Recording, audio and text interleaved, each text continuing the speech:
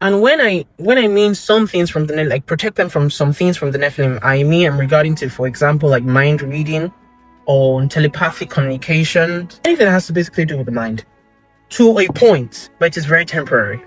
The only thing that can protect you permanently is staying in the Lord God Almighty, wearing the helmet of salvation and living in it properly. That's number one. Number three, now you must understand that because of the fact that human beings are very gullible and we do not fear the Lord, the kingdom of the spirit realm, the kingdom of darkness, works and operates basically on deceit. Now pay attention. With all we have read, you are beginning to understand that there is hierarchy. Slow Nephilim, that means low unclean spirits who report to a higher and a stronger unclean spirits. Not all unclean spirits possess the same power or strength, and not all unclean spirits possess the same abilities. There are unclean spirits that can do things and be taught by their fathers to perform magical acts that not all can do.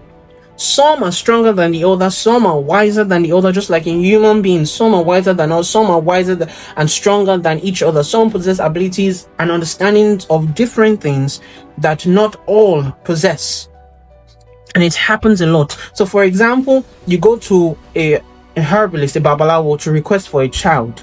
But the issue now is that the babalawo is working with a small unclean spirit. So what happens right here, or a weak unclean spirit? So what happens right here is that unclean spirit can now go and request for the help from a larger and a stronger unclean spirit. And that unclean spirit has to bring a sacrifice.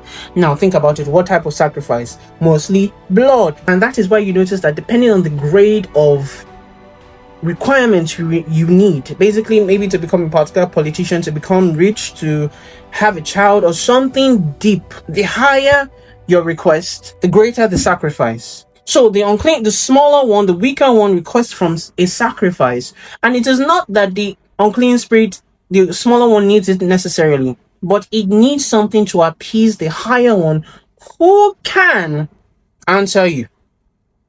So they require blood, either animal blood, depending if it is something large, something greater, they require human blood. And do you know when the unclean spirit, the weaker one, gets it, basically you bring the sacrifice and the babalawo does all the rituals. The smaller or the weaker unclean spirit goes to offer it as a sacrifice and an appeasement to the larger one for food. Human blood is different from animal blood. They do not contain the same amount of energy. Human blood is unique, and I've explained this before. The most pure form of human blood, or most pure form of energy, is a human child. And not just a human child. Their hierarchy is this: a male child, a female child, babies, or a male born baby, a female born baby, then a male grown child, a female child, then a man, then a woman. That's how the Lord has just fashioned it. That is why I've said this before. That is why it feels like there's a lot of killing of babies in the occult. It's because of that blood. It's because of what is in it. So do you understand how it works now? So the unclean spirit offers a sacrifice, offers an appeasement and an offering to the larger one. So the larger one now comes basically to present to you your answer based on what he or she was taught by their fathers. Not all unclean spirits possess the same abilities. Not all unclean spirits can grant you what you want. And the greater the request, the greater the sacrifice. Always has to do with blood because of the nutrients in blood. You're aware? You understand that? And please also be aware that the Nephilim, they are female Nephilim, they are male Nephilim. Mermaids are female Nephilim, by the way. Sirens, we'll get to sirens.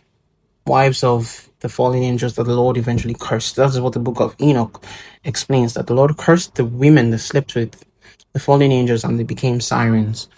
There are multiple types of Nephilims. There are the goat men, the dog men, the half lion, half man, half goat, half man, the snake, the reptilians, the fish. There are so many.